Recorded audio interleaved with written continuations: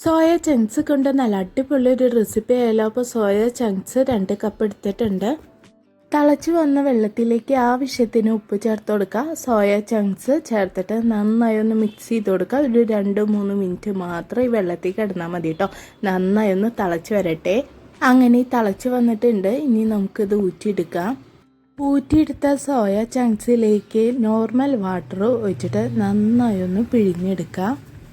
1 teaspoon Kashmiri മുളകും പൊടി, 1.5 teaspoon ഇഞ്ചി വെളുത്തുള്ളി ചതച്ചത്, 1 ടീസ്പൂൺ തൈര്, 1 teaspoon chicken masala, 1/2 teaspoon garam masala, 1/4 teaspoon പെരിഞ്ജീരകത്തിൻ്റെ പൊടി, 1 ടീസ്പൂൺ മല്ലിപ്പൊടി, 1 ടീസ്പൂൺ കുരുമുളക് പൊടി, 1/4 ടീസ്പൂൺ മഞ്ഞൾപ്പൊടി, പകുതി നാരങ്ങയുടെ നീര്, 3 ടീസ്പൂൺ കോൺഫ്ലവർ പൊടി, 1 ടീസ്പൂൺ അരിപ്പൊടി, ആവശ്യത്തിന് ഉപ്പ്, 1 ടീസ്പൂൺ ഓയിലും കൂടിയും ചേർത്തിട്ട് നന്നായി ഒന്ന് മിക്സ് ചെയ്യാം. 3 ടീസ്പൂൺ വെള്ളം കൂടിയും ചേർത്തിട്ട് നന്നായി ഒന്ന് മിക്സ് ചെയ്യാം. സോയ ചങ്ക്സും കൂടിയും ചേർത്തിട്ട് നന്നായി ഒന്ന് മിക്സ് ചെയ്തെടുക്കാം. ഇനി ഇത് 1 മണിക്കൂർ റെസ്റ്റ് ചെയ്യാൻ വെക്കാം.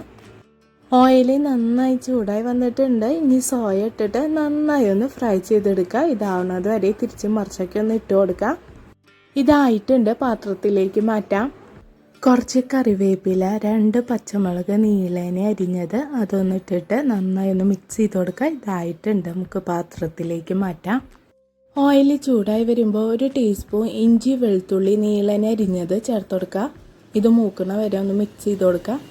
1 teaspoon tomato sauce, 1/2 teaspoon chilli സോസും കൂടിയും ചേർത്തിട്ട് നന്നായി ഒന്ന് മിക്സ് ചെയ്യുക.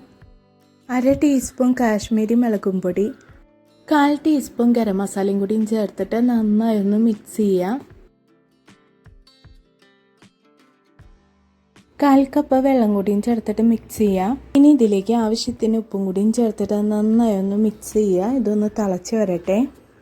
സോയ ചേർത്തിട്ട് നന്നായി ഒന്ന് മിക്സ് ചെയ്യുക. ഇതായിട്ടുണ്ട്. പാത്രത്തിലേക്ക് മാറ്റാം. നല്ല കിടിലൻ രുചിയാണ്. എല്ലാവരും ട്രൈ ചെയ്ത് നോക്കി. ഇഷ്ടമായെങ്കിൽ ലൈക്ക്, ഷെയർ, സബ്സ്ക്രൈബ്.